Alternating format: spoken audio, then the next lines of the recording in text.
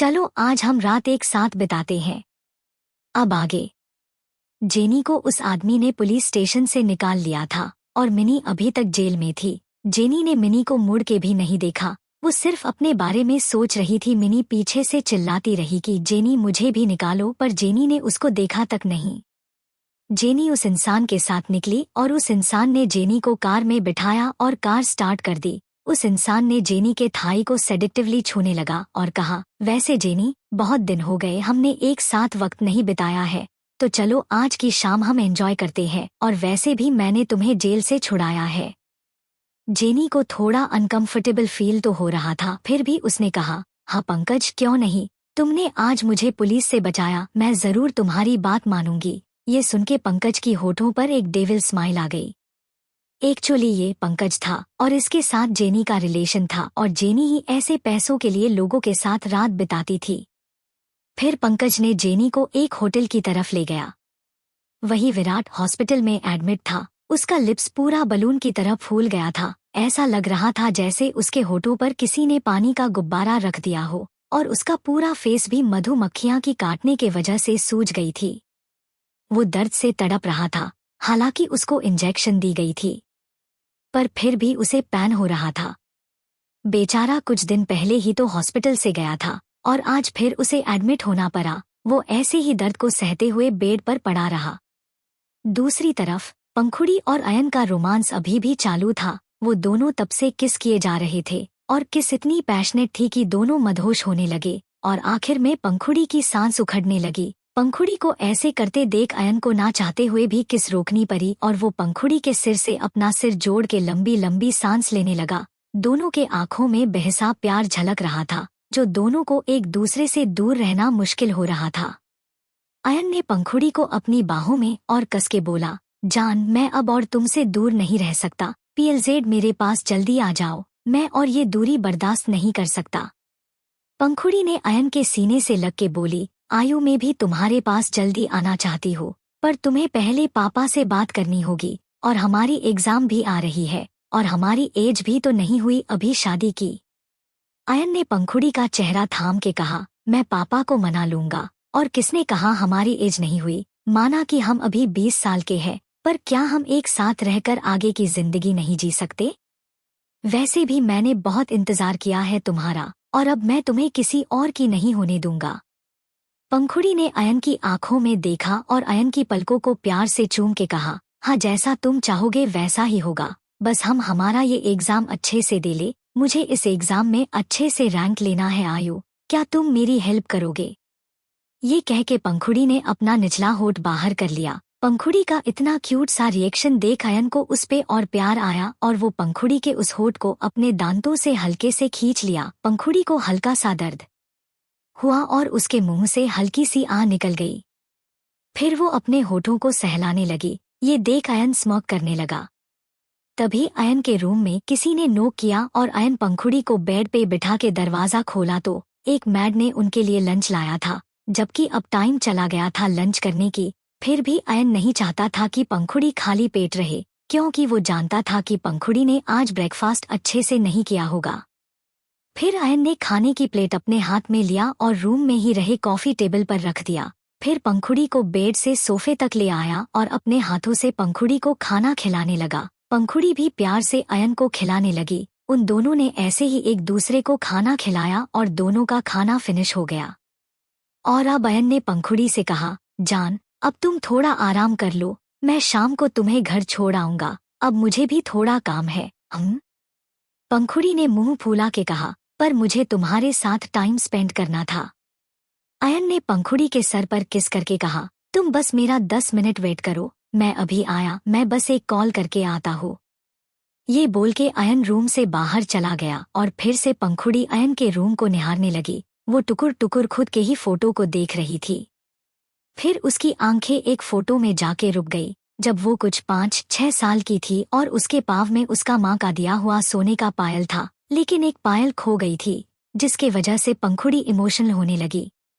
अयन जो बाहर आया था उसने विराट का ही खबर लेने कॉल किया, और जब उसको पता चला कि जैसा वो चाह रहा है वैसा ही हो रहा है, तो उसके चेहरे पर एक डेविल स्माइल आ गई। फिर वो अपने होटल में फोन किया कि सब कुछ वहाँ ठीक है या नहीं। अयन को हर तरफ नजर रखनी पड़ती थी। उसने अपनी कम उम्र से ही सब कुछ संभालना सीख जो लिया था। फिर जब उसको पता चला कि सब कुछ ठीक है तो वो अपने रूम में वापस लौट आया और उसने देखा कि पंखुड़ी के आंखों से आंसू गिर रहे हैं। पंखुड़ी को रोता देख अयन को ऐसा लगा जैसा उसका कलेजा किसी ने चीर दिया हो। वो तुरंत उसके पास जाके पंखुड़ी का चेहरा थाम के बोला, क्या हुआ जान? तुम रो क्यों रही हो? पंखुड़ी सुबकते हुए बोली, वो फोटो में जो मैंने पायल पहन रखी है वो मेरी माँ ने मुझे दिया था। वो मेरी माँ की आखिरी निशानी है। ना जाने एक पायल कहाँ खो गया। ये कह पंखुड़ी रोने लगी। अयन ने उसे अपनी बाहों में भर के कहा, कोई बात नहीं जान, खेलते वक्त कहीं गिर गई होगी। तुम पीएलजेड रो मत। और अब रोना बंद करो। चलो हम कुछ पढ़ाई करते हैं, फिर हम तुम्हारे घर चलेंगे। आशा जी तुम्हारी वेट कर रही होगी ना? अयन ने पंखुड़ी का मन बहलाने लगा और वो बस फोटो में पायल को ही देखने लगा। फिर अयन ने पंखुड़ी को सारी क्वेश्चंस में हेल्प करने लगा और पंखुड़ी भी अब स्टडी में अच्छी हो गई थी। उसे अब किसी की जरूरत नहीं थी पढ़ाने में। फिर भी वो अयन का साथ चाहती थी और वो अच्छे से मन लगा के पढ़ भी रही थी। उसे एक मुकाम हासिल करना था, अपने पापा का नाम ऊंचा करना था, दुश्मनों से अपने पापा को बचाना था। इसीलिए पंखुड़ी अपना जी तोड़ मेहनत कर रही थी। ऐसे ही शाम के 7 बज गए।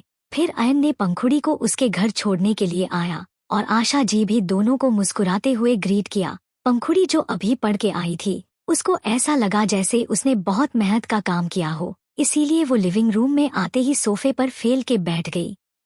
उसको ऐसे बैठते देख अयन और आशा जीना में सर हिलाते हुए हंसने लगे।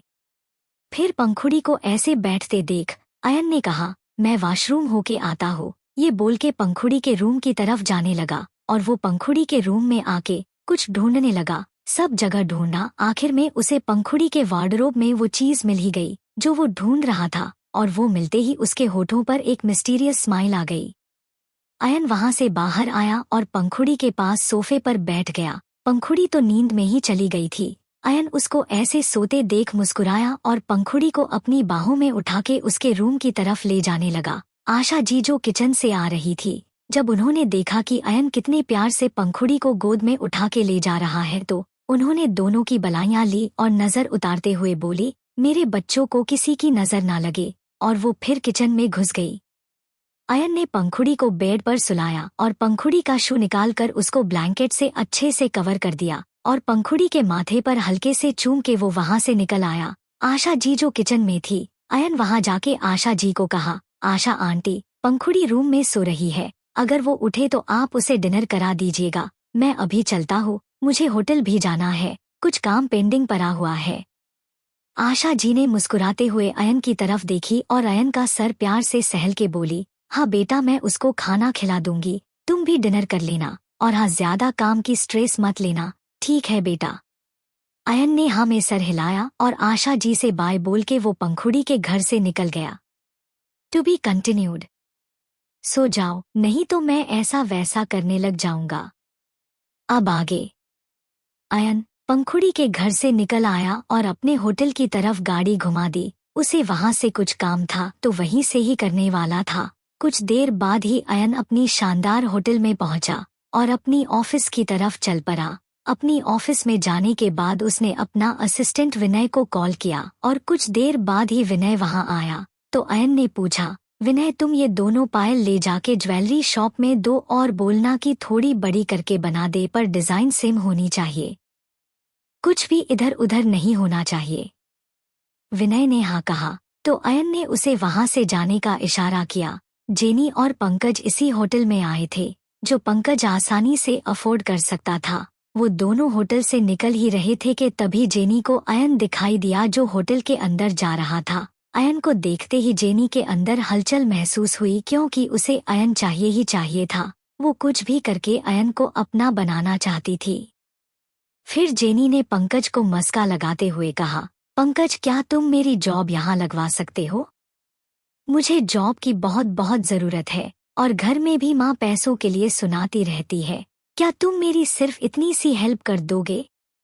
जब मेरी पढ़ाई पूरी हो जाएगी तो मैं एक अच्छी सी जॉब ढूंढ लूंगी, पर अब मैं कुछ भी करूंगी, कैसी भी जॉब कर लूंगी।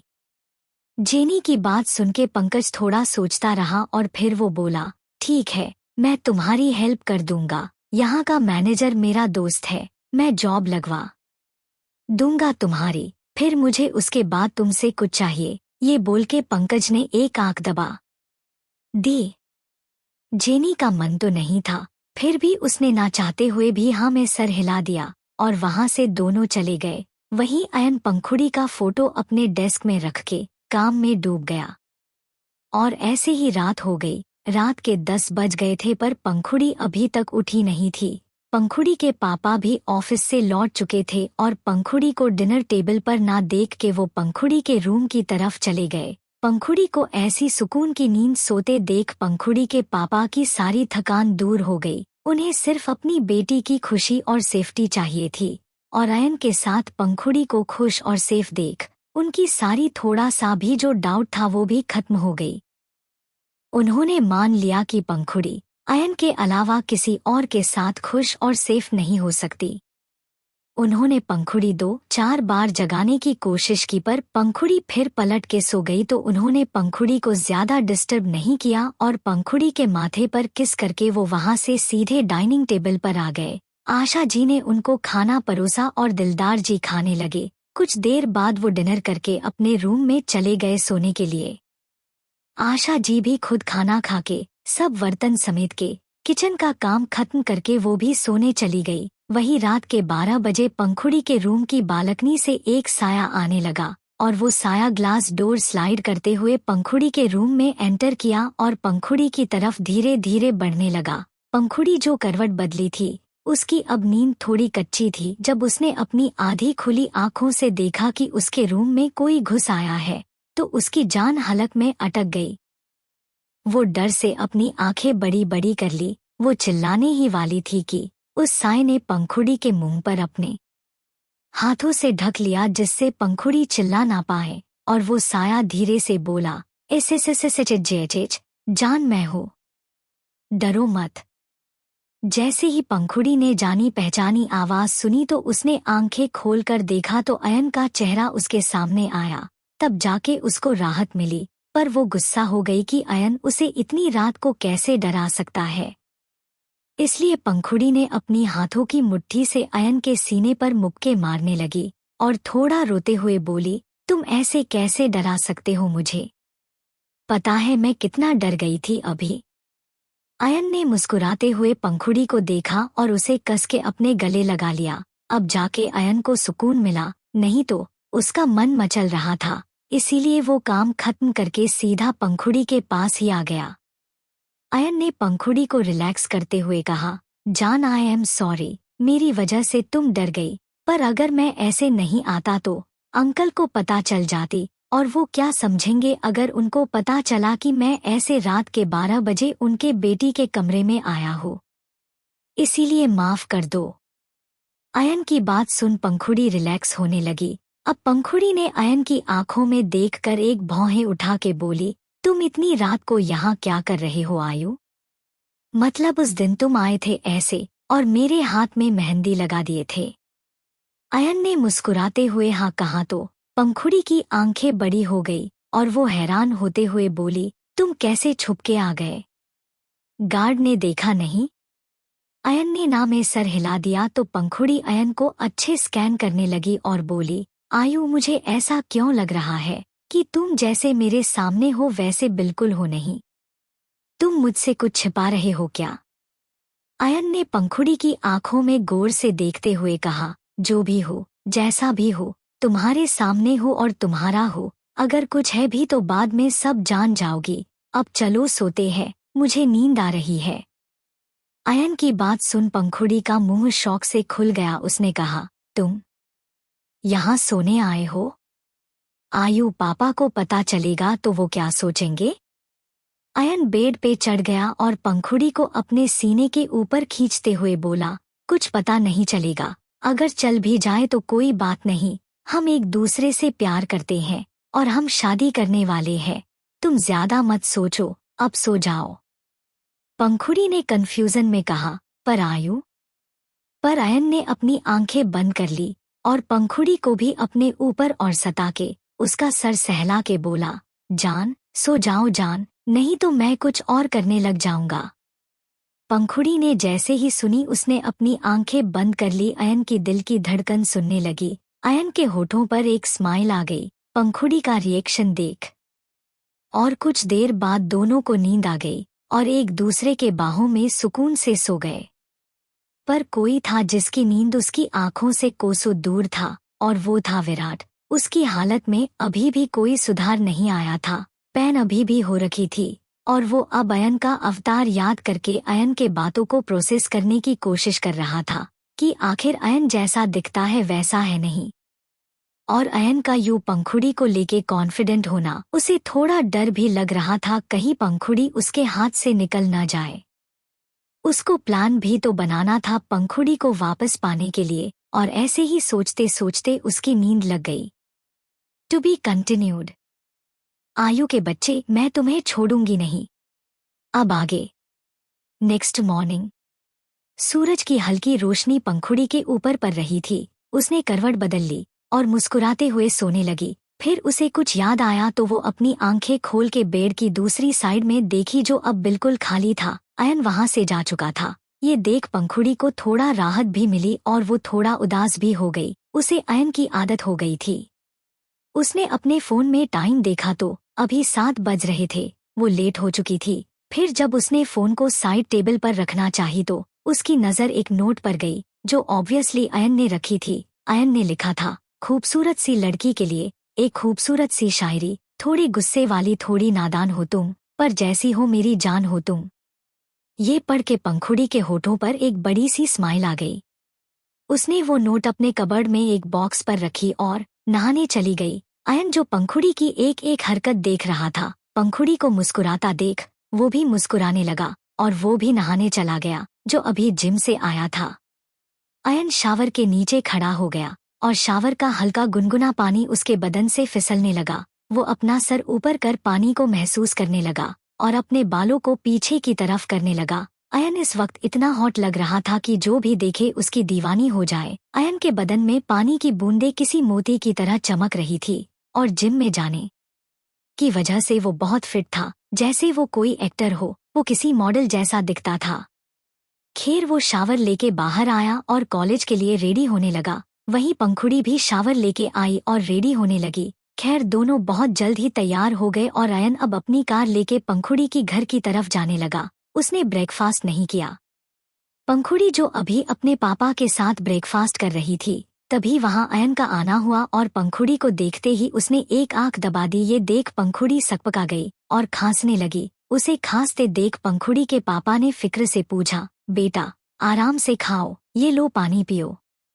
तभी उनके कान में अयन की आवाज आई जो उन्हें गुड मॉर्निंग विश कर रहा था। पंखुड़ी के पापा अयन को देख के खुश हो गए और उन्होंने अयन को ब्रेकफास्ट के लिए इनवाइट किया। अयन भी मुस्कुराते हुए पंखुड़ी के पास वाले चेयर पर ही बैठ गया और आशा जी अयन को भी ब्रेकफास्ट सर्व करने लगा। फिर पंखुड़ी के पापा ने अयन से पूछा, बेटा काम कैसा चल रहा है तुम्हारा? मुझे बहुत गर्व है तुम पर कि तुमने इतनी कम उम्र में इतना ऊंचा नाम कमाया, अपने डैड का सपना पूरा किया। फिर पंखुड़ी के पापा थोड़े उदास होते हुए बोले, अगर वो आज जिंदा होते तो तुम पर बहुत फक्र करते बेटा, बहुत प्राउड फील करते। अयन ने अपने डैड की बात सुन थोड़ा मायूस हो गया था, फिर भी वो मुस्कुराते हुए बोला, अंकल काम अच्छा चल रहा है। अब कॉलेज के बाद में पूरे तरीके से अपने बिजनेस को स्टैब्लिश करने वाला हूँ। बस ये एग्जाम अच्छे से हो जाए और अंकल आप है ना, तो मुझे कोई टेंशन नहीं है। जब भी डैड की याद आती है मैं आपसे बात कर लेता हूँ तो अच्छा लगता है। दिलदार जी ने प्यार से मुस्कुराते हुए कहा, हाँ बेटा मैं भी तो तुम्हारा डैड जैसा ही हूँ। तुम जब चाहो मेरी हेल्प ले सकते हो या फिर किसी भी वक्त यहाँ आ सकते हो। इसे अपना ही घर समझो। तुम पंखुड़ी के पास होते हो तो मैं भी बिना टेंशन के काम कर सकता हूँ। पंखुड़ी के पापा की बात सुन अयन ने मुस्कुराते हुए कहा, हाँ अंकल आप चिंता मत कीजिए, मैं पंखुड़ी को कुछ नहीं होने दूंगा। ये बोल के अयन ने पंखुड़ी का हाथ टेबल के नीचे से पकड़ लिया। अब ये देख पंखुड़ी की आंखें हैरानी से बड़ी हो गई। बेचारी का राइट हैंड अयन ने पकड़ रखा था, अब वो खाना खाए कैसे?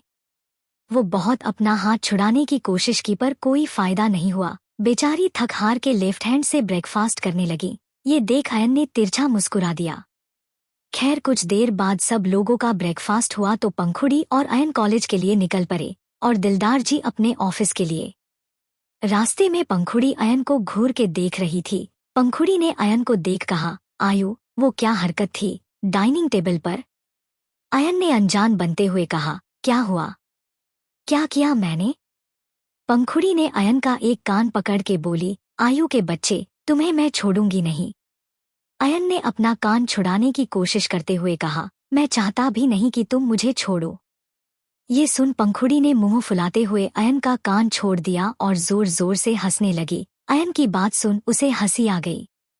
खैर ऐसे ही मजाक मस्ती करते हुए दोनों कॉलेज पहुंचे और दोनों एक दूसरे का हाथ पकड़ के कॉलेज के अंदर चले गए। कॉलेज में अब सब उन दोनों को एक परफेक्ट कपल की तरह देखते थे, जो एक दूसरे के लिए बिल्कुल परफेक्ट थे। किसी का दिल भी उन दोनों पर आए तो अपने अरमान अपने अंदर ही दफन करना पड़ रहा था।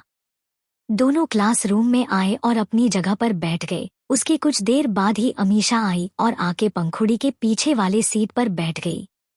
खैर कुछ देर बाद ही क्लास शुरू हुआ और ऐसे ही लंच टाइम हो गया। अमीशा, पंखुड़ी और अयन तीनों कैंटीन की तरफ जाने लगे। तभी कैंटीन में किसी को बात करते हुए सुना कि जैनी जेल से छूट गई है और मिनी अभी भी जेल में ही है। पंखुड़ी को थोड़ा हैरानी हुई, पर उसने ज्यादा ध्यान नहीं दिया और जैनी का ख्याल निकाल के अपने खाने पर फोकस किया। पर वो खुद कहाँ खा सकती थी, हमेशा की तरह अयन ही उसे खिला रहा था। वहीं उन दोनों का ये प्यारा से मोमेंट हॉस्पिटल बेड पर लेटे विराट अपनी आंखों से देख रहा था। उसे बहुत जलन हो रही थी कि पंखुड़ी उसको ऐसे कैसे भूल सकती है। और ये वीडियो कोई और नहीं, जैनी ही विराट को दिखा रही थी। फिर जैनी ने विराट से कहा, विराट अब तुम क्या करना चाहते हो? पंखुड़ी तो तुम्हारे हाथ से गई।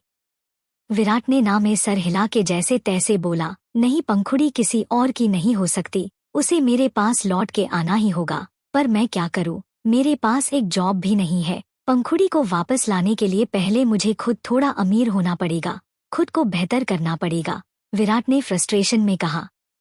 विराट की बात सुन जैनी ने कहा, अगर तुम जॉब करना चाहते हो तो मैं तुम्हें किसी के साथ बात करवा सकती हूँ, तुम उससे पूछ लेना, कम टाइम पर बहुत पैसा मिलेगा।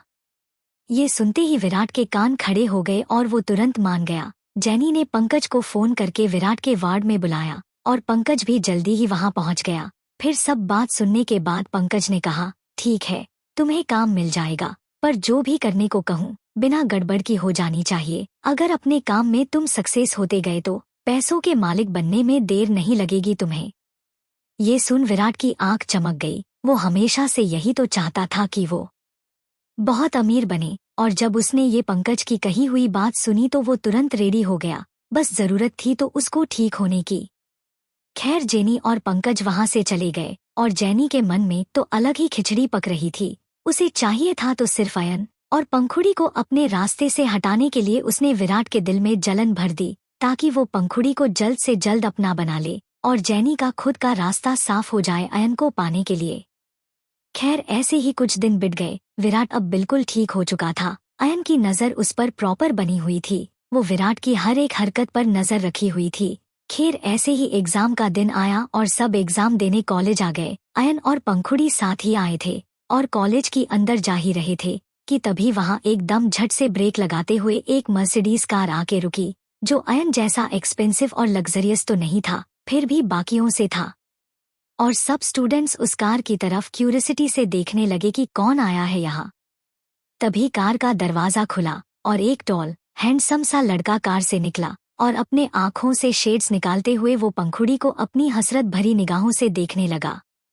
To be continued. विराट का बदला हुआ रूप, सिर्फ तुम्हारी होठों का ही एहसास है मेरे बदन में। अब आगे। वहां एक मर्सिडीज कार आके रुकी और सब स्टूडेंट्स वहां देखने लगे। उस कार से एक हैंडसम सा लड़का निकला और वो पंखुड़ी को बहुत कातिल निगाहों से देखने लगा। पर पंखुड़ी का होश उड़ा हुआ था। ये और कोई नहीं विराट था, जो एकदम महंगी गाड़ी से उतरा था और उसका पहनावा भी काफी बदल गया था। उसने इस वक्त 3 पीस सूट पहना हुआ था और उसको देख के ही बहुत रिच वाली वाइब आ रही थी। पंखुड़ी की आंखें हैरत से बड़ी हो रखी थी और उसे यकीन नहीं हो रहा था कि वो विराट है। खैर विराट अपने होठों पर मिस्टीरियस मुस्कान लिए पंखुड़ी की तरफ जाने लगा और पंखुड़ी के सामने खड़ा हो गया। ये देख अयन ने पंखुड़ी को कमर से पकड़ के अपने करीब कर लिया और अपने से चिपका लिया। ये देख विराट को गुस्सा तो बहुत आ रहा था, पर उसने फिर भी मुस्कुराहट कायम रख बोला, पंखुड़ी कैसी हो? बहुत दिन हो गया, तुम्हें देखा ही नहीं। पंखुड़ी ने विराट को क्यूटसिटी से देखते हुए कहा, मैं तो अच्छी हूँ, पर विराट, अचानक इतना चेंज कैसे? विराट ने भी मुस्कुरा के कहा, बस मुझे एक अच्छी जॉब मिल गई, तो देखो मैं अब बहुत पैसे कमाने लगा हूँ। पंखुड़ी ने विराट को देख कैजुअली कहा, अच्छा है, वैसे भी कितना ही ऐसे रहते, अच्छा हुआ तुम्हें जॉब मिल गई। ये कह के वो अयन की तरफ देखी और बोली, चलो अयन, एग्जाम स्टार्ट होने ही वाला है। अयन ने भी हाँ में सर हिलाया और पंखुड़ी का हाथ पकड़ के वहां से चला गया, लेकिन विराट को वही जलते दिल के साथ छोड़ गया। विराट को बहुत गुस्सा आ रहा था, पर वो अपना काम नहीं खोना चाहता था, इसीलिए वो खुद को नॉर्मल किया और एग्जाम हॉल की तरफ बढ़ गया। सब स्टूडेंट्स अपने अपने सीट पर बैठ गए और कुछ ही देर में एग्जाम स्टार्ट भी हो गई। जेनी एग्जाम नहीं दे पाई क्योंकि उसे कॉलेज से एक्सपेल कर दिया गया था और इसकी वजह से उसके दिल में पंखुड़ी के लिए एक अलग ही नफरत पलने लगी थी। खैर कुछ 3 घंटे बाद एग्जाम खत्म हुआ और सब एग्जाम हॉल से बाहर निकलने लगे।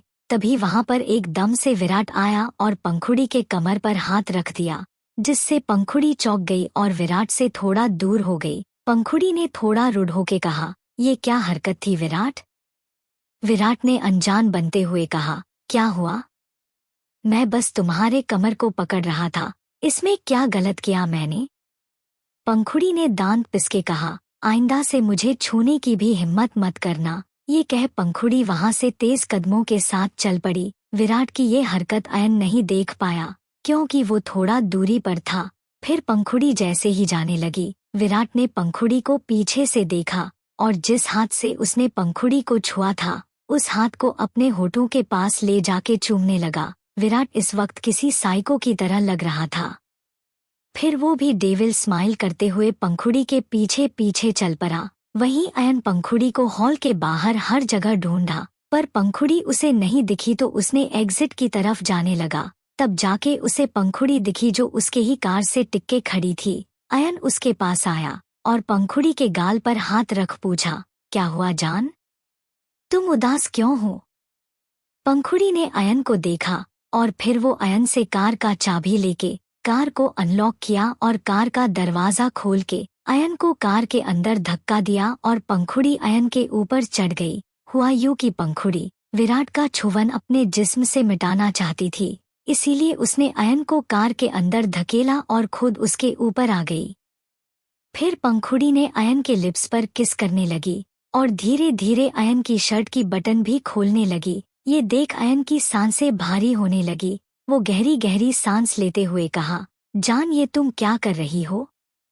पंखुड़ी ने अयन को अपने होठों से खामोश कर दिया और फिर कहा, ऐसे चायू, बस मुझे महसूस करो। ये कह वो अयन को किस करने लगी और अयन ने कार के विंडो पर पर्दे गिरा दिए। खैर बाहर से कुछ दिखाई तो नहीं देता था, फिर भी अयन कोई रिस्क नहीं लेना चाहता था। फिर पंखुड़ी अयन को पूरे बदन में किस करने लगी। ये देख अयन ने पंखुड़ी को पलट के नीचे कर लिया और अब अयन पंखुड़ी के गले में किस करने लगा। धीरे धीरे अयन पंखुड़ी के नीचे की तरफ आने लगा और अयन ने पंखुड़ी के बदन के हर एक हिस्से को चूमने लगा। पंखुड़ी के क्लीवेज, सीना, पेट, नाभि और पंखुड़ी के कमर सब में किस करने लगा और पंखुड़ी आहें भरने लगी।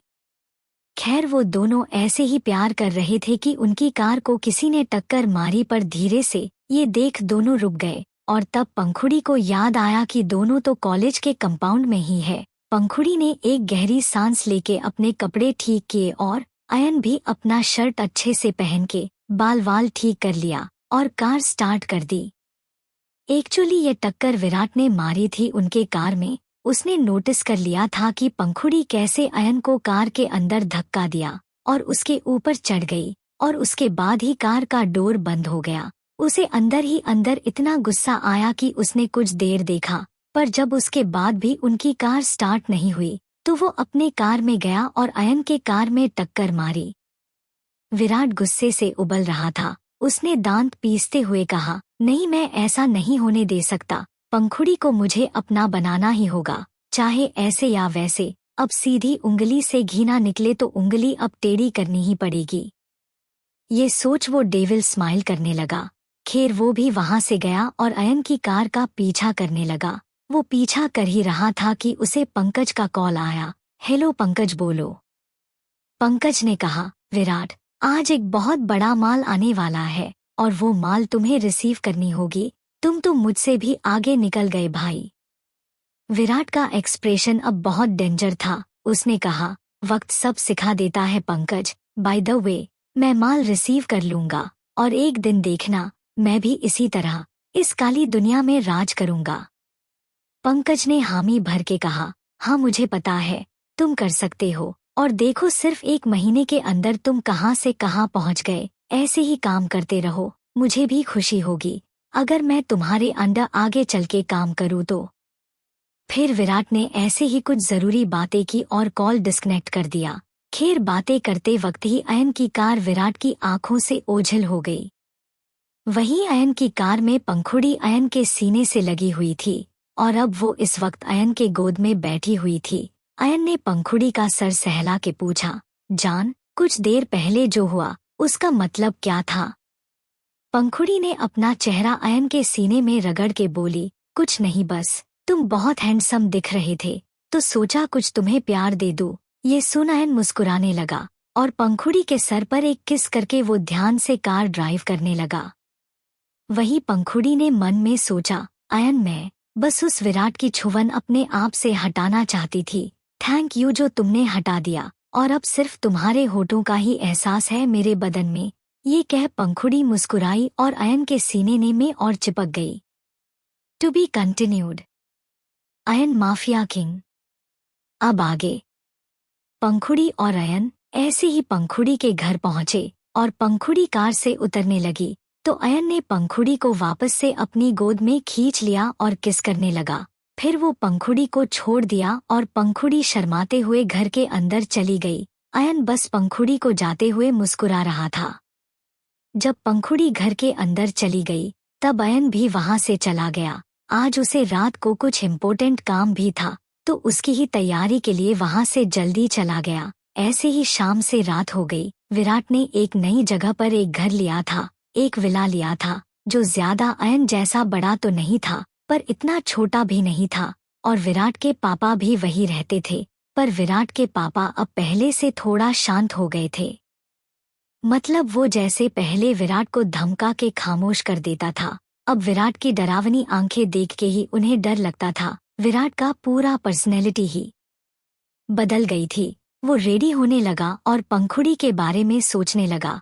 फिर वो वार्डरोब से अपना गन निकाला और अपने बैग पे रख लिया।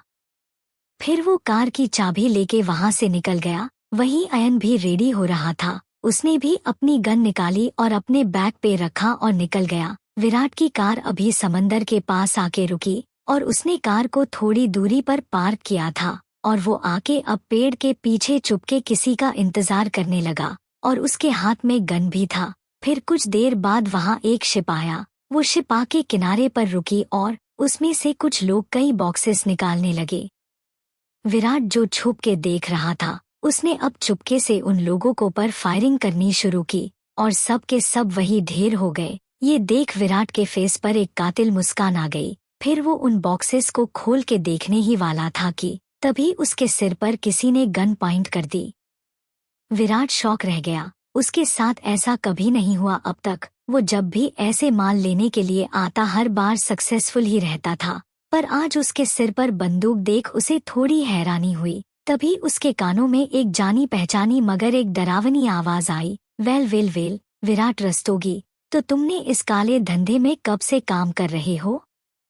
विराट ने जब ये आवाज सुनी तो वो पीछे मुड़ के देखा। अयन का खतरनाक ऑरा, उसका डोमिनेटिंग नेचर, ये सब विराट को हैरान कर रही थी। हालांकि उसने अयन का खतरनाक वाला चेहरा देख चुका था, पर फिर भी यहाँ अयन होगा उसने ये एक्सपेक्ट नहीं किया था।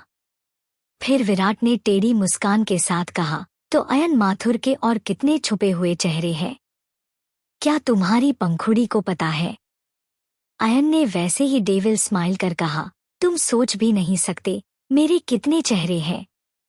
और तुम ये सब छोड़ो, तुम इस धंधे में कब से जुड़ गए? विराट ने अयन की गन नीचे करते हुए कहा, जो भी हो तुम्हारे सामने हो, अब मुझे पहले जैसा कमजोर समझने की गलती मत करना। ये सुन अयन ने डेविल स्माइल कर कहा, अच्छा है, मुकाबला तभी अच्छा लगता है जब बराबर इंसान के साथ हो। वैसे अच्छा हुआ मैं क्या ही वो कमजोर वाले विराट से लड़ता, अब जाके हुए न तुम मेरे बराबर। पर फिर भी तुम मेरे से मैच कभी नहीं कर सकते, तुम कभी मेरे लेवल तक नहीं पहुंच पाओगे। ये बोल अयन जोर जोर से हंसने लगा। फिर उसने विराट को एक किक मार के गिरा दिया। विराट को पता ही नहीं चला कि अचानक क्या हुआ। फिर वो भी अयन के साथ फाइट करने लगा, पर अयन विराट के ऊपर हावी हो रहा था। कुछ ही देर में अयन ने विराट का कचुम्बर बना दिया। विराट आंखें बंद करते हुए गहरी सांस ले रहा था। अयन विराट के पास बैठ के बोला, तुम कितना भी ऊपर उठ लो पर अयन माथुर द किंग के बराबर कभी नहीं हो सकते। इसी के साथ अयन ने अपने आदमियों को बुलाया और सारे बॉक्सेस लेके वहां से सिटी बजाते हुए चला गया।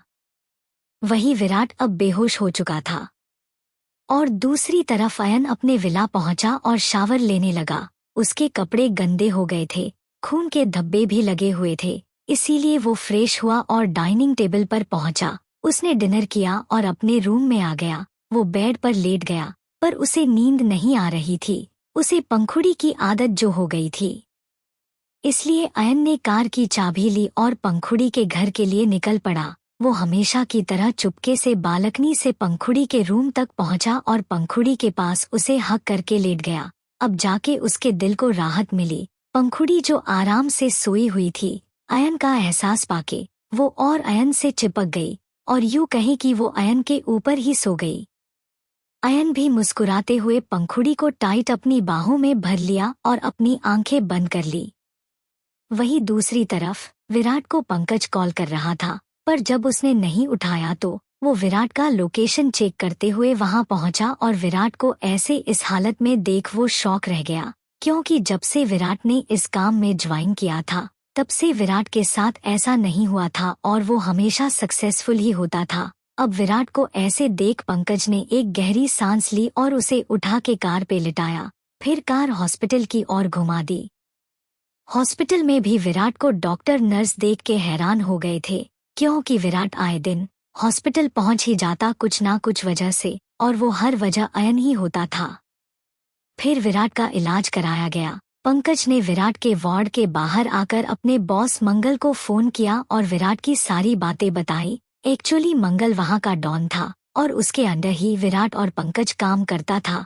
हालांकि विराट पंकज से ऊपर लेवल तक पहुंच गया था उसकी काबिलियत की वजह से, और मंगल ऐसे ही स्मगलिंग करता था, ड्रग्स, गोल्ड, ह्यूमन ट्रैफिकिंग का, और वो दूसरों का ऑर्डर भी चुराता था। जैसे आज विराट अयन का शिप चोरी करने गया था, पर अयन ने उसे पकड़ लिया। अयन की नज़र हर तरफ थी, इसीलिए उसे पता था कि कहाँ क्या हो रहा है, और अयन ये भी जानता था कि आज उसका ऑर्डर विराट चोरी करने आने वाला था, इसीलिए वो आज खुद विराट को रोकने के लिए चला गया। अयन कॉलेज स्टूडेंट था, इसीलिए किसी को भनक भी नहीं था कि अयन द माफिया किंग है, इसीलिए अयन को कभी भी गार्ड की जरूरत नहीं पड़ी और वो बेफिक्र से हर जगह घूम सकता है। To be continued. पंखुड़ी का सेल्फ डिफेंस सीखना। अब आगे। नेक्स्ट मॉर्निंग पंखुड़ी अपने नींद से जागी और अंगड़ाई लेते हुए उठकर बैठ गई। उसको अपने कपड़ों में से अयन की खुशबू आ रही थी, तो उसने मुड़ में साइड ई देखा तो उसे अयन नहीं दिखा, क्योंकि अयन 5 बजे ही उठ के चला गया था। फिर पंखुड़ी ने साइड टेबल पर देखा, कहीं आज भी कोई नोट तो नहीं, और जैसा उसने सोचा था साइड टेबल पर उसके लिए एक नोट थी। पंखुड़ी मुस्कुराते हुए नोट उठाया और मुस्कुराते हुए पढ़ने लगी। नोट में लिखा था, मेरी जान, गुड मॉर्निंग, अब जल्दी से रेडी हो जाओ और नीचे जिम वियर पहन के नीचे आ जाना और लाइट ब्रेकफास्ट कर लेना, मैंने तुम्हारे लिए एक सरप्राइज रखा है। तो देर मत करो, जल्दी उठो और फ्रेश हो लो। पंखुड़ी सोच में पड़ गई कि अयन किस बारे में बोल रहा है, फिर वो मुस्कुराते हुए उस नोट पर किस करी और नोट को एक बॉक्स में रख के गाना गुनगुनाते हुए वॉशरूम चली गई। कुछ देर बाद वो बाहर आई तो अब वो जिम वियर पहन के रेडी हो गई। फिर बालों का पोनीटेल बनाया और पंखुड़ी खुद को ही मिरर में किस करके नीचे आ गई। आते ही उसको आशा जी ने सिर्फ 1-2 एग और प्रोटीन शेक दिया और पंखुड़ी हैरान होते हुए चुपचाप खाने लगी। फिर जब उसका ब्रेकफास्ट हो गया तो वहाँ एक लड़की आई जो यही करीबन 25 साल की होगी। माया एक gym trainer and self defence भी सिखाती थी। तो माया पंखुड़ी के सामने आके सर झुका के ग्रीट करते हुए बोली, गुड मॉर्निंग मैम, आप PLZ इस तरफ आइए। पंखुड़ी उठ खड़ी हुई और जैसा माया कह रही थी चुपचाप पंखुड़ी फॉलो करने लगी। माया ने पंखुड़ी को गार्डन में लेके आई और वहाँ सारा सेटअप किया हुआ था सेल्फ डिफेंस स्किल्स सीखने के लिए। और सुबह का वक्त था, सूरज की रोशनी, ठंडी ठंडी हवा मौसम को बहुत अच्छा बना रहा था और ये सब देख पंखुड़ी को भी बहुत अच्छा लगा। फिर माया ने पंखुड़ी को मैन प्लेस पर लाई और पंखुड़ी से बोली, मैम मैं आपको आज से सेल्फ डिफेंस सिखाने वाली हूँ और कई सारे फाइटिंग स्किल्स मुझे आपके लिए अयन सर ने अपॉइंट किया है, तो आप रेडी है ये सीखने के लिए? पंखुड़ी के होठों पर स्माइल आ गई। वो तो कब से चाह रही थी कि वो सेल्फ डिफेंस सीखे, क्योंकि उस दिन जो भी हुआ उससे वो बहुत सैड और अपने आप से ही नाराज हो गई थी कि वो फाइट बैक नहीं कर पा रही थी। और तब से ही उसने ये अपने लिए सेल्फ डिफेंस सीखने के बारे में सोच ही रही थी कि अयन ने पंखुड़ी के बिना कहे ही पंखुड़ी के दिल की बात समझ गया और अपनी जान के लिए एक ट्रेनर को भी भेज दिया। पंखुड़ी ने एक्साइटेड होते हुए हाँ में सर हिला के बोली, जी हाँ मैं जरूर सीखूंगी, मैं तो रेडी हूँ। ये सुन माया मुस्कुराई और पंखुड़ी को आज कुछ ज्यादा नहीं बस सिंपल सी ट्रिक सिखाने लगी। और ये सब नजारा पंखुड़ी के पापा अपने बालकनी से देख रहे थे। पंखुड़ी को इतना खुश और एक्साइटेड देख वो बहुत खुश हुए और उन्होंने अपना फोन निकाल के अयन को फोन किया। अयन जो अभी जिम से लौटा था उसने कॉल उठाया तो पंखुड़ी के पापा ने कहा, अयन बेटा क्या तुमने पंखुड़ी के लिए ट्रेनर को अपॉइंट किया है? अयन ने मुस्कुराते हुए कहा, हाँ अंकल मैंने ही माया को वहाँ भेजा है, अंकल आपको बुरा तो नहीं लगाना? पंखुड़ी के पापा ने कहा, नहीं बेटा मैं तो बहुत खुश हूँ, आखिर तुम पंखुड़ी को नए सिरे से जीना सिखा रहे हो, वो बहुत खुश नजर आ रही है। नहीं तो मेरी बच्ची मुस्कुराना तो भूल ही गई थी। अयन ने एकदम पोलाइट होकर कहा, डोंट वरी अंकल, अब से पंखुड़ी के आँखों से कभी आंसू नहीं बहेंगे और वो हमेशा ऐसे ही मुस्कुराती रहेगी और मैं उसके होठों से ये हंसी कभी जाने नहीं दूंगा। आपको मुझ पर ट्रस्ट है ना अंकल? पंखुड़ी के पापा ने चश्मा उतारते हुए कहा, हाँ बेटा मुझे तुम पर पूरा भरोसा है। तो बेटा अब मैं फोन रखता हूँ, तुम्हें भी काम होगा। अपना ध्यान रखना बेटा, बाय। अयन ने भी बाय कहा और कॉल कट कर दिया। फिर अयन ने पंखुड़ी के घर की गार्डन की फुटेज ऑन कर ली और उसने देखा कि अभी पंखुड़ी कर क्या रही है। पंखुड़ी बहुत आसानी से ही 2-3 मूव सीख ली और उसमें सीखने की चाह दिखाई दे रही थी। उसने मन में ठान लिया था कि वो स्ट्रांग बनेगी, मेंटली और फिजिकली भी। अयन ने प्यार से फोन के स्क्रीन पर हाथ फिराया और वो पंखुड़ी को किस करके वॉशरूम चला गया। आज उसे ऑफिस जाना था, जल्दी कुछ काम को निपटाने के लिए, इसीलिए वो जल्दी ही वॉशरूम में घुस गया। यहाँ हॉस्पिटल में विराट को अब होश आ चुका था और वो लगातार सीलिंग को घूरते हुए कुछ गहरी सोच में खोया हुआ था। उसके जहन में कल रात वाली बात घूम रही थी, अयन का वहाँ पर आना, और किंग वाली बात उसके दिमाग में घूम रही थी और उसको 6 महीनों वाली शर्त के बारे में भी याद आ रही थी। वो ऐसे रहा तो पंखुड़ी को कभी हासिल नहीं कर पाएगा, यही सोच सोच के उसका दिमाग खराब हो रहा था। पंखुड़ी को अपने जाल में फंसाने से पहले उसको अयन का कुछ इंतजाम करना पड़ेगा और यही बात वो सोचने लगा। तभी वहां पर पंकज आया और विराट को होश में आते देख उसने एक राहत की सांस ली। पंकज ने जल्दी से विराट के पास आके पूछा, विराट कल क्या हुआ था? तुम्हारी ऐसी हालत कैसे हो गई? पहले कभी तो तुम ऐसी सिचुएशन में नहीं आए, फिर ऐसा क्या हुआ कल? विराट सब बात वो बता नहीं सकता था। वो खुद इन्वेस्टिगेट करना चाहता था कि आखिर अयन असल में है कौन। उसे अभी भी थोड़ा डाउट था, तो विराट ने ऐसे ही झूठ बोलते हुए कहा, मैं कल उन लोगों पर फायरिंग कर ही रहा था। शायद इस बार किंग के लोग ज्यादा चौकन्ने हो गए और किसी ने मुझ पर पीछे से वार किया, फिर मुझे कुछ याद नहीं रहा। पंकज उसे गहरी आंखों से देख रहा था। उसको लगा जैसे विराट उससे कुछ छुपा रहा है, तो उसने फिर अब थोड़ा फिक्र करते हुए कहा, पर जो भी हुआ, मंगल बॉस बहुत गुस्सा और नाराज है तुमसे, पर तुम्हें अब इसीलिए माफ कर रहे हैं क्योंकि तुमने अब इस बार पहली गलती करी है और आगे से ध्यान रखना कि दोबारा ऐसी गलती ना हो। विराट ने हाँ कहा, और अब तो उसके दिमाग में कुछ और ही प्लान चल रहा था। अब उसे मंगल के अंडर नहीं, उसे खुद मंगल की पोजीशन चाहिए थी, और इसके लिए विराट अपने मन में प्लान बनाना शुरू भी कर दिया। अब देरी थी बस उसके प्लान को एक्सिक्यूट करने का।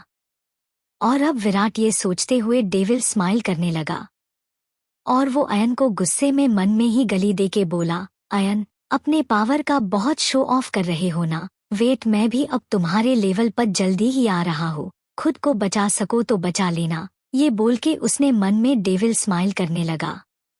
ऐसे ही 5-6 दिन बीत गए और पंखुड़ी इन 6 दिनों में ही बहुत कुछ सीख गई। अब तो उसे कोई गुंडा पकड़ के ऐसे ही नहीं ले जा सकता था। पंखुड़ी धूल चटा देगी, ऐसी स्ट्रांग बन गई और बहुत सारी ट्रिक्स भी सीख लिया उसने। अब 2 दिन बाद फिर से एग्जाम होने वाला था, तो अब पंखुड़ी और अयन दोनों साथ में स्टडी करने लगे। वही विराट अपने मन में ढेर सारे प्लान बनाते हुए वो भी एग्जाम के लिए प्रिपेयर होने लगा। वही जेनी को अब अयन की सनफ्लावर होटल में जॉब मिल गई थी, वेट्रेस की, और वो सिर्फ इसी ख्वाहिश में जाती कि वो कब अयन को अपने जाल में फंसा सके। To be continued. इतना आसान नहीं है अयन माथुर को हराना। अब आगे। एग्जाम के दिन आज अयन और पंखुड़ी एग्जाम हॉल में पहुंचे और विराट भी कुछ ही देर में पहुंचा। कुछ देर बाद एग्जाम स्टार्ट हो गई और 3 घंटे बाद खत्म भी हो गया। अयन और पंखुड़ी हमेशा की तरह साथ ही जा रहे थे कि तभी वहां पर विराट आया और अयन और पंखुड़ी के आगे रोकते हुए कहा, वेल, एग्जाम कैसी गई तुम लोगों की? ये कहते वक्त विराट के होठों पर एक तिरछी स्माइल थी। फिर पंखुड़ी ने अपनी आंखें रोल करते हुए कहा, तुमसे मतलब? पंखुड़ी का जवाब सुन विराट मुस्कुराया और पंखुड़ी के हाथ में एक एनवेलप देके कहा, मुझसे ही तो मतलब है पंखुड़ी, ये लो तुम्हारे लिए एक सरप्राइज है। ये बोल के विराट वहां से अयन को एक बार डेविल स्माइल करके देखा और वहां से चला गया। फिर पंखुड़ी हैरानी से वो एनवेलप देखती रही और फिर वो खोलने ही वाली थी कि अयन ने पंखुड़ी को रोकते हुए कहा, जान, तुम भी किसके बातों पे आ रही हो? ये विराट तो ऐसे ही कुछ भी बोलता रहता है, छोड़ो ये बेकार की चीजें, चलो हमें देर हो रही है। ये बोल के अयन पंखुड़ी के हाथ से वो एनवेलप लिया और अपने पॉकेट में रख लिया, और अयन पंखुड़ी को लेके कार में बैठा और वहां से चला गया। उन दोनों को जाते देख विराट मुस्कुरा रहा था, क्योंकि वो जानता था कि अयन पंखुड़ी को एनवेलप खोलने ही नहीं देगा, और विराट यही तो चाहता था। वो कॉलेज से निकल गया और अपने विला की तरफ जाने लगा। वहीं अयन और पंखुड़ी अभी एक मॉल के बाहर आके रुके और अयन ने वहां से ढेर सारी खिलौने और गिफ्ट्स खरीद लिए। फिर अयन ने आइसक्रीम पार्लर से आइसक्रीम पैक करवाए और वहां से पंखुड़ी को लेके चला गया। पंखुड़ी को कुछ पता नहीं था कि अयन उसे कहाँ लेकर जा रहा है, बस वो अयन को चुपचाप देख रही थी। बीच में उसने पूछा भी पर अयन ने कोई जवाब नहीं दिया, बस मुस्कुरा दिया। वहीं अयन की कार अब एक अनाथ आश्रम में आके रुकी और उसकी गाड़ी देखते ही बच्चे जो आश्रम के गार्डन में थे वो दौड़ते हुए आए और अयन को सब बच्चों ने घेर लिया। ये देख अयन मुस्कुरा दिया और अपने हाथ में पकड़ा हुआ एक एक खिलौना उन बच्चों को देने लगा। पंखुड़ी ये देख पहले तो हैरान हुई, फिर उसके भी होठों पर एक प्यारी सी मुस्कान आ गई और वो अपने हाथ में आइसक्रीम लेके उनके पास चली आई। वो जाके प्यार से बोली, हेलो प्यारे प्यारे गोलू मोलू बच्चों, मुझसे नहीं मिलोगे? पंखुड़ी का आवाज सुनके सारे बच्चों ने पंखुड़ी को देखा और पंखुड़ी को देखते ही पहले तो उनको अपनी आंखों पे हैरान हुई कि वो किसी परी को तो नहीं देख रही। फिर एक बच्ची आगे आई और पंखुड़ी के पैरों पर अपने दोनों हाथ लपेट के बोली, पली पली, क्या तुम सच में हो? क्या तुम सच में यहाँ आई हो? पंखुड़ी मुस्कुराते हुए नीचे झुकी और उस बच्ची के गाल खींचते हुए बोली, हाँ मैं यहाँ आप लोगों से मिलने आई हूँ और मेरा नाम पंखुड़ी है। आपका नाम क्या है बच्चा? उस बच्ची ने कहा, पल, मेरे लिए तो आप पली ही हो, आप पली जैसी दिखती हो, मैं आपको पाली कहकर ही बुला लूंगी। ओल पली मेरा नाम पंछी है। उसकी बात सुन के पंखुड़ी को बहुत प्यार आया। फिर एक एक करके सारे बच्चे पंखुड़ी के पास आए, उससे मिलने लगे। फिर बच्चों ने अयन को देख पूछा, भैया क्या ये परी आपकी फ्रेंड है? क्या आप इन्हें फिर से लेकर आओगे? अयन भी उनके लेवल पर बैठ के बोला, हाँ बेबीज, मैं तुम्हारी परी को फिर से ले आऊंगा, पर ये क्या तुम लोगों ने तो आइसक्रीम खाई ही नहीं। लो आइसक्रीम खाओ। ये बोल के अयन और पंखुड़ी दोनों ने बच्चों को आइसक्रीम दे दिया और सारे बच्चे खुशी से झूमते हुए आइसक्रीम खाने लगे। फिर वो सब अयन और पंखुड़ी के साथ खेलने लगे। अयन को बच्चों के साथ इतना कंफर्टेबल और इतना खुश देख पंखुड़ी को बहुत अच्छा लगा और वो भी उनके साथ खेलने लगी। जब शाम होने को आई तो दोनों आश्रम के ऑनर से मिले और अयन उनको एक चेक देकर वहां से पंखुड़ी के साथ चले गए। अयन हर महीने आश्रम के बच्चों के लिए पैसे देता था ताकि उनको कोई कमी ना हो और उन बच्चों को अच्छे से स्कूल में पढ़ाता भी था। रास्ते में पंखुड़ी ने अयन को ध्यान से देख पूछा, आयु तुम आश्रम कब से जाते हो? अयन ने मुस्कुराते हुए कहा, जब से मॉम डैड चले गए तब से, क्योंकि मेरी तरह उनकी भी मॉम डैड नहीं है। मैं फिर भी अभी मैच्योर हो गया हूँ, पर वो बच्चे, उन्होंने तो अपने माँ बाप को देखा तक नहीं।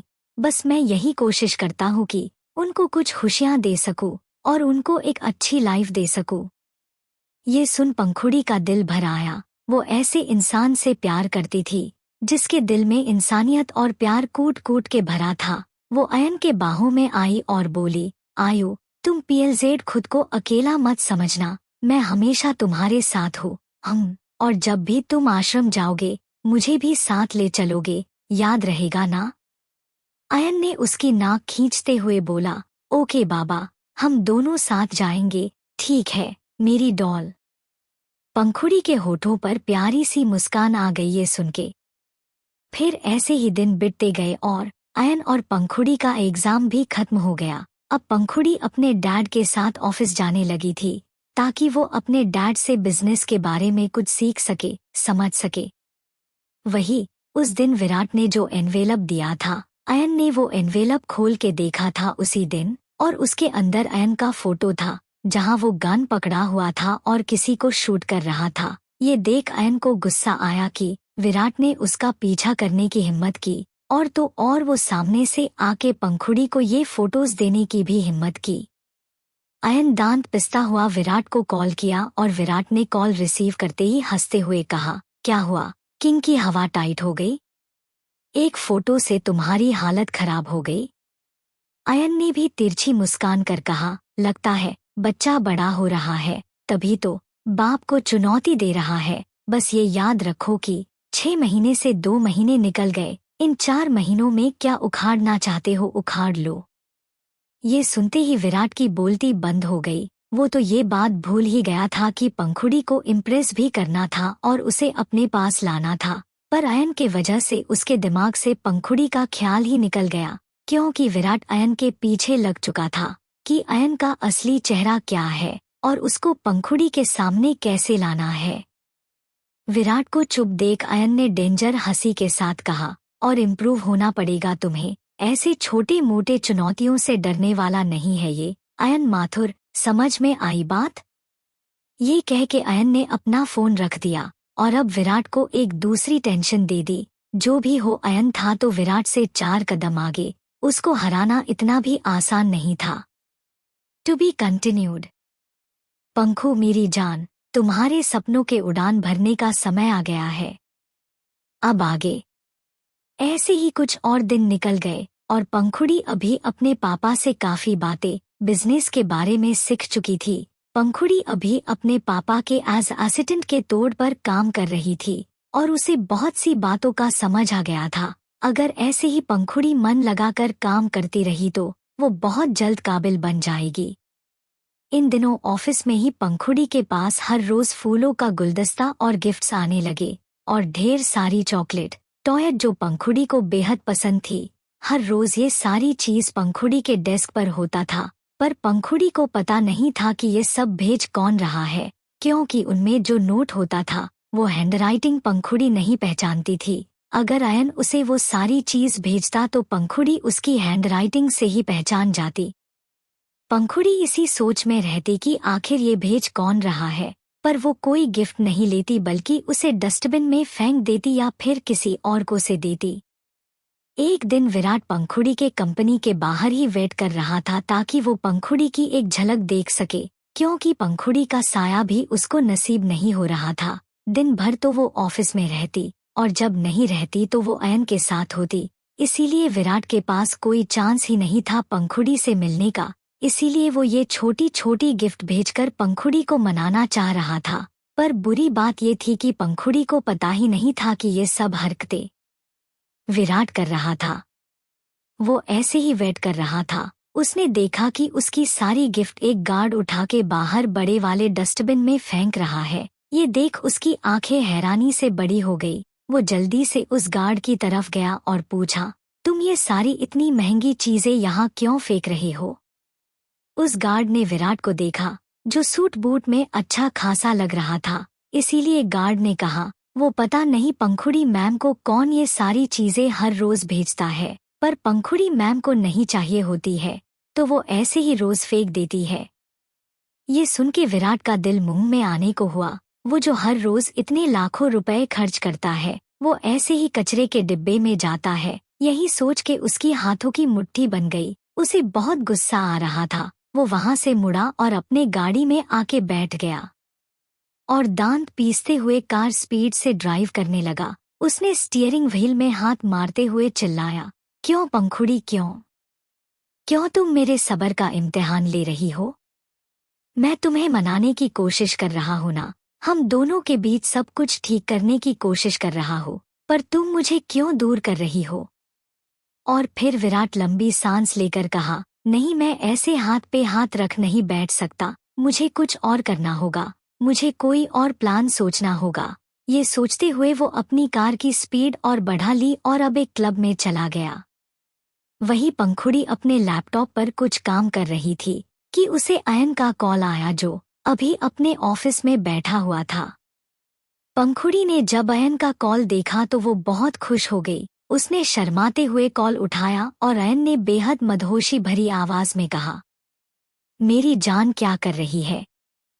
पंखुड़ी ने अपनी जीभ को दांतों तले दबा लिया और फिर कहा, आयु, तुम्हारी जान काम कर रही है, पर अगर तुम ऐसे मुझे इतनी प्यार से पुकारोगे तो मैं काम कैसे करूंगी बताओ? अयन ने हंस पड़ा और कहा, ओके ओके मेरी जान, मैं और डिस्टर्ब नहीं करता। सुनो, आज ऑफिस से जल्दी निकल आना, मैं वेट करूंगा तुम्हारा। आज मैं तुम्हें कहीं ले जाना चाहता हूँ, चलोगी ना? पंखुड़ी ने मुस्कुरा के कहा, मेरा आयु, मुझे जहाँ भी ले जाए मैं खुशी खुशी चलूंगी। ओके आयु। अयन ने मुस्कुराते हुए कहा, ओके लव, अभी बाय, मैं 6 बजे आ जाऊंगा, तुम सब काम जल्दी फिनिश कर लो। Okay, love you, bye. Pankhudi ने भी शर्माते हुए लव यू टू कहा और कॉल रख दिया। वहीं अयन अपने ऑफिस में बैठ के अपने हाथ में पकड़े एक फॉर्म को देख रहा था और बहुत ही शिद्दत से देख के मुस्कुरा रहा था। अयन ने उस फॉर्म को देखते हुए कहा, पंखु मेरी जान, तुम्हारे सपनों को उड़ान भरने का समय आ गया है। मैं तुम्हें बहुत ऊंची उड़ान भरते हुए देखना चाहता हूँ जान। ये कह उसने वो फॉर्म डेस्क पर रख दिया और डेस्क पर ही रखा हुआ पंखुड़ी की फोटो देखने लगा और बहुत ही शिद्दत से चूम लिया। फिर अयन भी ऑफिस में अपने काम में बिजी हो गया। ऐसे ही शाम हो गई और अयन अपने ऑफिस से बाहर निकला। उसे बाहर निकलते हुए जेनी ने देख लिया और वो अपनी लस्ट भारी नजर से अयन को देखने लगा, पर जेनी थोड़ा खांसने लगी और अयन उसके आंखों से ओझल हो गया। जेनी वही पैर पटक के रह गई। अयन कार में बैठा और कार ड्राइव करने लगा। उसने कार ड्राइव करते हुए ही पंखुड़ी को कॉल किया और पंखुड़ी को बोला कि वो ऑफिस से निकल चुका है। पंखुड़ी ये सुन के जल्दी जल्दी अपना सारा सामान समेट ली और अपने पापा के ऑफिस गई और बोली, पापा क्या मैं आज जल्दी ऑफिस से जा सकती हूँ, मुझे कुछ काम है। पंखुड़ी के पापा दिलदार जी ने थोड़ा गुस्सा करने की नाटक करते हुए कहा, पंखुड़ी ऑफिस में लापरवाही एक्सेप्ट नहीं किया जाएगा। अच्छा आज पहला दिन है इसीलिए जाओ, बाकी इसके बाद ये नहीं चलेगा। पंखुड़ी एम्ब्रास्ड होके कहा, सॉरी पापा मैं नहीं जा रही, ओके मैं ऑफिस जा रही हूँ। ये बोल के वो जाने ही वाली थी कि दिलदार जी हंस पड़े और हंसते हुए बोले, बेटा मैं मजाक कर रहा था, अच्छा जाओ, आज तुमने बहुत काम किया, मेरी बेटी जल्दी ही कंपनी को संभालने के काबिल बन जाएगी और उस दिन मुझसे ज्यादा खुश कोई नहीं होगा। वैसे अयन आ रहा है ना? पंखुड़ी ने शर्माते हुए नजर झुका ली और हाँ में सर हिलाया। दिलदार जी ने पंखुड़ी के सर को सहलाया और उसके माथे पर प्यार से चूमते हुए कहा, जाओ बेटा, अयन पहुंच गया होगा और ध्यान से जाना। हम पंखुड़ी ने हाँ कहा और अपने पापा के गले लग के उनके गाल पर एक किस की और जल्दी से वहां से निकल गई। पंखुड़ी बिल्डिंग से बाहर निकली तो उसने देखा अयन बाहर ही कार से टिककर खड़ा है और पंखुड़ी की राह देख रहा है। पंखुड़ी को देखते ही अयन ने अपने बाहें फैला दी और पंखुड़ी दौड़ते हुए अयन के बाहों में समा गई। दोनों इतने टाइट हग कर रहे थे कि हवा भी उनके बीच से नहीं गुजर सकती थी। दोनों के दिल ट्रेन की रफ्तार से धड़क रहा था। To be continued. अयन की प्यार की हद, जेनी की चाल। अब आगे। अयन और पंखुड़ी यूं ही गले लगकर खड़े थे कि तभी वहां ऑफिस के बाहर लोग उन्हें देख रहे हैं। ये पंखुड़ी शर्मा गई और अयन से थोड़ा दूर हो गई। पंखुड़ी को दूर जाते देख अयन ने पंखुड़ी के कमर से पकड़ के अपने करीब किया और बोला, तुम मेरी हो जान और दुनिया के डर से तुम मुझसे दूर नहीं जाओगी। दुनिया को देखने दो कि पंखुड़ी अवस्थी सिर्फ और सिर्फ अयन माथुर की है। ये सुन पंखुड़ी अयन को देखती ही रह गई। फिर अयन ने पंखुड़ी के लिए कार का डोर खोला और पंखुड़ी कार में बैठ गई और अयन भी ड्राइविंग सीट पर बैठ गया। वहीं उनको जाते हुए कोई था जो देख रहा था और वो कोई नहीं विराट था। विराट ने भी अयन का पीछा किया और वही कार के अंदर अयन पंखुड़ी को अपने गोद में बिठा के ड्राइव कर रहा था। बैठी थी तो पंखुड़ी पैसेंजर सीट में ही, पर अयन ने उसको अपने गोद में खींच लिया और वही बिठा लिया और दोनों एक दूसरे को हक करते हुए जाने लगे। अयन की कार आके उसी के होटल में आके रुकी, पर फ्रंट में नहीं, बैक गेट से दोनों होटल में आए। विराट जो उन्हीं का पीछा कर रहा था वो भी कार थोड़ी दूरी पर रोक लिया और अयन और पंखुड़ी का पीछा करने लगा। वहीं अयन पंखुड़ी को लिफ्ट से होते हुए होटल के छत पर ले गया। पंखुड़ी छत में जाके देखी तो पूरा छत एक स्वर्ग में बदल गया था। हर तरफ वाइट फूल, वाइट बलून, सब कुछ वाइट से डेकोरेशन किया गया था। वो जगह बहुत ही खूबसूरत लग रही थी। टेबल को भी वाइट फूल से सजाया गया था। पंखुड़ी वहां कदम रखी तो वहां की खूबसूरती देख उसकी आंखें सौंधियां गई। सादगी में भी वो जगह इतनी खूबसूरत और सुकून लग रही थी। अयन ने पंखुड़ी का हाथ पकड़ा और पंखुड़ी को आगे लाया और पंखुड़ी को चेयर पर बिठा दिया। फिर अयन ने व्हाइट रोज का बुके पंखुड़ी के सामने घुटने पर बैठ के दिया और पंखुड़ी ने भी मुस्कुराते हुए ले लिया। फिर अयन ने वैसे ही एक घुटने पर बैठा रहा और अपनी पॉकेट से एक बॉक्स निकाली और पंखुड़ी के सामने ओपन कर दिया और ओपन करते ही एक चमचमाती डायमंड रिंग नजर आई। पंखुड़ी की आंखें हैरानी से बड़ी हो गई क्योंकि उसने ये एक्सपेक्ट नहीं किया था और अयन ने वैसे ही पंखुड़ी को देख बेहद मोहब्बत से कहा, दिल मेरी जान हो तुम, मंजिल मेरी दिल का ईमान हो तुम, क्या बनोगी इस मुसाफिर का हमसफर, इस राही के दिल बहार हो तुम। अयन ने इतनी मोहब्बत से ये शायरी कही कि पंखुड़ी का दिल जोर जोर से धड़कने लगा। उसके आंखों से आंसू बह आए और उसने हाँ में सर हिलाते हुए अपना हाथ आगे कर दिया। अयन ने मुस्कुराते हुए पंखुड़ी को रिंग फिंगर में रिंग पहना दिया। ये डायमंड रिंग की एक खासियत थी कि पंखुड़ी जब इसे पहन लेगी तो कोई भी इस रिंग को निकाल नहीं सकता। खुद पंखुड़ी भी नहीं, सिर्फ अयन ही इसको निकाल सकता है, जो वो अब अभी कभी नहीं करने वाला। अयन ने पंखुड़ी को रिंग पहना दी और पंखुड़ी के हाथ को प्यार से चूम लिया और पंखुड़ी ने वैसे ही बैठे हुए ही अयन को गले लगा लिया। फिर अयन ने पंखुड़ी से अलग होके पंखुड़ी को खड़ा किया और एक चुटकी बजाई, जिससे वहां सारी लाइट ऑफ हो गई और सिर्फ वहां नियोन लाइट जल उठी और हल्की सी रोमांटिक म्यूजिक चलने लगी और अयन और पंखुड़ी बाहों में बाहें डाल के म्यूजिक के धुन पर मूव करने लगे। ये पल इतनी खुशनुमा थी कि उन दोनों में से कोई नहीं चाहता था कि ये पल रुके। वो बस ये चाहते थे कि वो दोनों ऐसे ही रहे हमेशा एक दूसरे की बाहों में।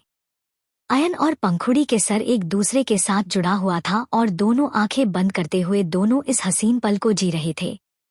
फिर अयन ने पंखुड़ी के होठों के करीब गया और पंखुड़ी के मलाई जैसी होठ को अपने होठों से छू लिया और दोनों पैशनेटली किस करने लगे। इस किस में सिर्फ प्यार ही प्यार नजर आ रहा था, बेहद प्यार, और दोनों ऐसे ही एक दूसरे को किस करते रहे। फिर अयन ने किस ब्रेक करके अपनी नशीली आंखों से पंखुड़ी को देखने लगा और पंखुड़ी के फेस को अपने दोनों हाथों से थाम लिया और पंखुड़ी के माथे को शिद्दत से चूम लिया और फिर अयन ने अपनी उंगली से आसमान की तरफ पॉइंट करते हुए पंखुड़ी को आसमान की ओर देखने के लिए कहा। पंखुड़ी ने आसमान की ओर देखी और फिर जैसे ही उसने आसमान की ओर देखी उसकी आंखें हैरत में फैल गई, क्योंकि अयन ने एक तारा पंखुड़ी के नाम कर दिया था और ऊपर एक लेजर स्क्रीन थी और वहां उस तारा के आसपास पंखुड़ी का नाम नजर आ रहा था। पंखुड़ी को समझ नहीं आया कि ये हो क्या रहा है। उसने अयन की तरफ देखा और पूछा, आयु, ये क्या है?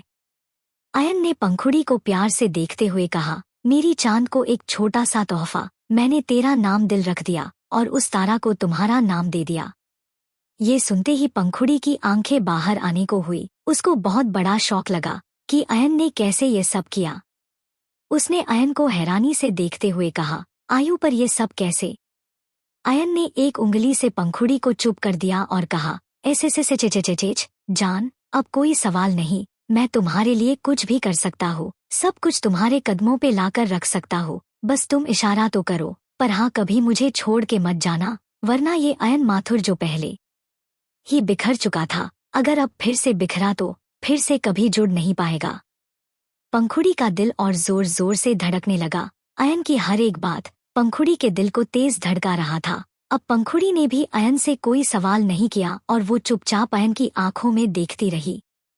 फिर अयन ने पंखुड़ी को डिनर टेबल के पास लाया और फिर से चेयर पर बिठाया और उसके बाद उसने अपने असिस्टेंट को एक एमएसजी टाइप कर कहा कि डिनर टेबल पर लगा दे। अयन का ऑर्डर पाते ही अयन का असिस्टेंट जय ने अयन और पंखुड़ी के लिए डिनर ले जाने के लिए कहा। दो वेट्रेस को इत्तेफाक से एक वेट्रेस जेनी थी और उसे कुछ पता नहीं था कि अयन ये सब ऑर्डर कर रहा है, पर जब उन दोनों को एक अलग रास्ते से छत की तरफ ले जाया गया तो वहां की डेकोरेशन देख जेनी की आंखें हैरानी से बड़ी बड़ी हो गई और वो एंट्रेंस में पहुंच के ही देखा कि वहां अयन के साथ पंखुड़ी बैठी हुई है। ये देख उसने जल्दबाजी में अपने पॉकेट से एक फेस मास्क निकाला और अपने फेस में लगा लिया और वो दूसरी लड़की के साथ आगे बढ़ गई और टेबल पर डिनर लगा दिया। जेनी ने टेढ़ी निगाहों से पंखुड़ी को देखा, जिसका चेहरा इस वक्त खिला हुआ था और बहुत खुश नजर आ रही थी। पंखुड़ी को खुश देख जेनी ने गुस्से में अपनी हाथों की मुट्ठी बना ली और पंखुड़ी को अंदर ही अंदर गालियां देने लगी। वो वैसे भी पंखुड़ी से बदला लेना चाह रही थी और अब उसको एक मौका नजर आ रहा था, इसीलिए वो मास्क के अंदर ही डेविल स्माइल करने लगी। जेनी ने डिनर सर्व किया और वहां से निकल आई। फिर वो दूसरी वेट्रेस से कहा, तुम आगे बढ़ो, मेरा फोन शायद वहां छूट गया, मैं अभी लेकर आई। वो वेट्रेस भी ज्यादा नहीं सोची और वहां से आगे बढ़ गई। वही विराट जो अयन का पीछा कर रहा था, वो तो गेट तक जब तक पहुंचा तब तक अयन और पंखुड़ी वहां से गायब हो चुके थे और उसको कोई रास्ता नजर नहीं आया कि आखिर वो दोनों कहाँ गए और किस तरफ गए। इसीलिए वो वहीं खड़े होके परेशान होते हुए पंखुड़ी का इंतजार कर रहा था। वो हैरान था कि इतनी जल्दी अयन और पंखुड़ी गए तो गए कहाँ, और कोई अंदर जाने का रास्ता भी नहीं था। अयन ने इस होटल को ऐसे बनवाया था ताकि कोई भी चाहकर भी पीछे के गेट से होटल के अंदर दाखिल नहीं हो सकता था। हाँ, रास्ता था, ऑब्वियसली था, पर सिर्फ अयन को वो रास्ता मालूम था और बाकी के लोगों को वहां रास्ता नहीं, सिर्फ दीवार ही नजर आएगी। आखिर अयन 20 साल के उम्र में थोड़ी ही ऐसे द माफिया किंग बना है, उसके दिमाग को पढ़ पाना मुश्किल ही नहीं बल्कि नामुमकिन था। To be continued. तुम्हारा आयु किसी और के साथ अपनी रात हसीन कर रहा है। अब आगे। विराट वही इंतजार कर रहा था कि तभी उसका फोन रिंग होने लगा। उसने देखा कि जेनी उसे कॉल कर रही है। विराट ने मुंह बनाते हुए कॉल उठाया तो दूसरी तरफ से जेनी ने कहा, विराट, अगर पंखुड़ी को हमेशा के लिए अपना बनाना चाहते हो तो सनफ्लावर होटल में आ जाओ। ये सुन विराट ने कहा, मैं तो यही हूँ, बैक गेट के पास, पर पता नहीं ये अयन और पंखुड़ी कहाँ गायब हो गए। मैं उन्हीं का पीछा कर रहा था, पर पता नहीं दोनों किस तरफ चले गए। ये सुन जेनी ने डेविल स्माइल कर कहा, तुम्हारी पंखुड़ी अपने प्रेमी अयन के साथ डिनर डेट पर आई है, और वो भी नॉर्मल सी डिनर डेट नहीं, बहुत ही खास है, बहुत ही स्पेशल, और दोनों बहुत एंजॉय कर रही हैं। ये सुन विराट के जबड़े कस गए। उसने अपनी हाथों की मुट्ठी बना ली। विराट को चुप देख फिर जेनी ने कहा, अगर पंखुड़ी को पाना चाहते हो तो जैसा मैं कह रही हूँ वैसा करो। ये बोल के जेनी विराट को कुछ बताने लगी, और जेनी का प्लान सुन के विराट के होठों पर भी डेविल स्माइल आ गई। फिर कुछ बात करके दोनों ने फोन रखा और जेनी वापस अपने फेस पर मास्क लगा के छत पर गई, और वो अब हाथ में एक चैंपेन का बॉटल लेकर गई थी और साथ ही 2 ग्लास। जेनी ने जब ग्लास में ड्रिंक सर्व किया तो अयन ने कहा, हमने तो ये लाने के लिए नहीं कहा था, फिर क्यों लाई? जेनी ने अपनी आवाज बदल के कहा, वो सर, जय सर ने कहा था लाने के लिए। अयन ने जब जय का नाम सुना तो उसने कुछ नहीं कहा, और वो चुपचाप पंखुड़ी को देखने लगा जो अपना डिनर कर रही थी, और अयन भी 1-2 बार पंखुड़ी को खिला रहा था। फिर अचानक से पंखुड़ी के ड्रेस पर ड्रिंक गिरी, जो जेनी ने ही जानबूझ के गिराया था। फिर जेनी ने पंखुड़ी से सॉरी कहा। पंखुड़ी भी अपने ड्रेस से वो साफ करने की कोशिश करने लगी। अयन की हाथों की मुट्ठी बनी हुई थी, पर वो पंखुड़ी के सामने उस वेट्रेस को कुछ कर नहीं सकता था। अयन तो जेनी को बस एक दूसरी वेट्रेस समझ रहा था। उसे कहाँ पता था कि काली नागिन यहाँ तक पहुँच जाएगी।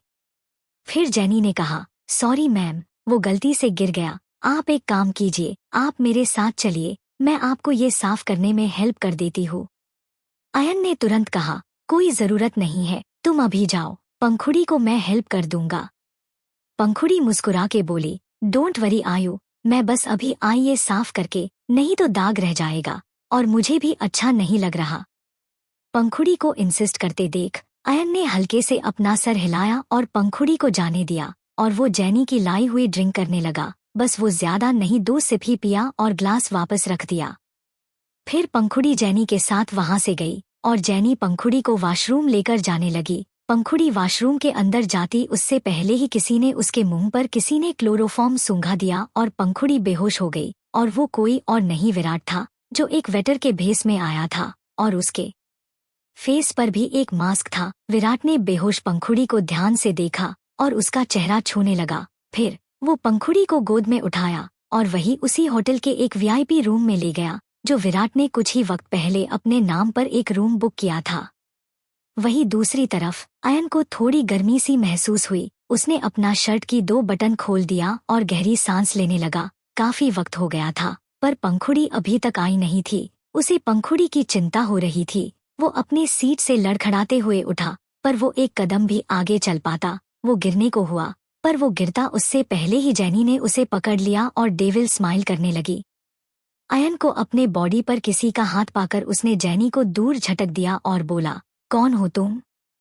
और ऐसे मुझे छुआ मत करो, दूर रहो मुझसे। जेनी अयन के करीब आई और अयन के चेस्ट को सेडक्टिवली सहला कर बोली, क्या अयन, मैं तुम्हें प्यार करने आई हूँ और तुम मुझे दूर भेज रहे हो। थोड़ी देर और फिर तुम खुद मेरे करीब आने के लिए तड़पोगे। ये बोल के जेनी डेविल स्माइल करने लगी, और अयन वही अपना सर पकड़ के चेयर पर बैठ गया। वहीं दूसरी तरफ विराट ने पंखुड़ी को रूम में लाया और पंखुड़ी को बेड पर लिटा दिया। वाइट स्लिम ड्रेस में पंखुड़ी की जिस्म की हर एक कर्व अच्छे से दिखाई दे रही थी, और वो काफी खूबसूरत और सेक्सी भी लग रही थी। वो इतनी खूबसूरत लग रही थी कि देवता भी पंखुड़ी को देख के पिघल जाए। और अब विराट पंखुड़ी को अपने इतने करीब देख के उसके आंखों में नशा चढ़ने लगा। पंखुड़ी को पाने की नशा, जो वो आज पंखुड़ी के जिस्म के साथ करने वाला था। पर क्या जैसा वो सोच रहा था वो होने वाला था? क्या इतना आसान था अयन की पंखुड़ी को यूं ही हाथ लगाना? विराट धीरे धीरे पंखुड़ी के करीब आया और वो पंखुड़ी के पास ही लेट गया। फिर वो पंखुड़ी को देखने लगा और वो पंखुड़ी के बालों को सहलाने लगा। वो बस पंखुड़ी का होश में आने का इंतजार कर रहा था, और वो पंखुड़ी के चेहरे पर कुछ पानी की बूंदें छिड़कने लगा। पानी की बूंदें अपने चेहरे में फील करके पंखुड़ी थोड़ा कसमसाने लगी और पंखुड़ी को धीरे धीरे होश आने लगा। उसने अपनी आंखें खोली तो विराट को अपने पास देख वो हैरान हो गई। पंखुड़ी बेड पर उठ बैठ गई और विराट को गुस्से से देख बोली, विराट तुम यहाँ क्या कर रहे हो और मैं यहाँ कैसे आई? विराट ने मुस्कुरा के पंखुड़ी के थोड़े करीब होके कहा, पंखुड़ी आखिर तुम मेरे पास आ ही गई, अब हमारे बीच कोई नहीं आएगा, तुम हमेशा के लिए मेरी हो जाओगी। पंखुड़ी ने उसे अपनी जलती निगाहों से देख बोली, ये तुम क्या बहकी बहकी बातें कर रहे हो? और आयु, मेरा आयु कहाँ है? पंखुड़ी ने अयन को ढूंढने लगी और पूरे रूम में नजर फिराने लगी। ये देख विराट डेविल स्माइल कर बोला, तुम्हारा आयु किसी और के साथ अपनी रात हसीन कर रहा होगा, वो एंजॉय कर रहा होगा, अब आओ हम भी इस रात की गहराई में खो जाएं। ये बोल के विराट ने पंखुड़ी का हाथ पकड़ लिया और अपने करीब खींच लिया। फिर उसने अपने पॉकेट से एक पाउच निकाला और साइड टेबल पर रखा हुआ पानी के ग्लास में मिला दिया। फिर वो ग्लास पंखुड़ी को जबरदस्ती पिलाते हुए बोला, पहले मैंने सोचा था कि तुम्हें मैं ये सब नहीं पिलाऊंगा, पर अब लग रहा है सीधे तरीके से नहीं तो ऐसे ही सही, पर आज रात मैं तुम्हें पाकर ही रहूंगा। पंखुड़ी अपना मुंह इधर उधर घुमा रही थी, पर वो अभी ही तो बेहोशी से जागी थी, इसीलिए उसका सर भी थोड़ा थोड़ा घूम रहा था और वो ज्यादा प्रोटेस्ट नहीं कर पाई और एक सिप उसके गले के नीचे उतर गई। फिर उसने विराट को अपने सेल्फ डिफेंस की मोड से विराट को कंधे से पकड़ के घुमा के बेड से नीचे फेंक दिया। विराट शॉक रह गया और उसके कमर पर भी थोड़ी लग गई। पंखुड़ी बेड से उठी और विराट के पास आके उसे मारने लगी। फिर पंखुड़ी ने उस पाउच में रखा हुआ बाकी का पाउडर विराट के मुंह में डाल दिया और वो अभी फिर से विराट को मारने लगी।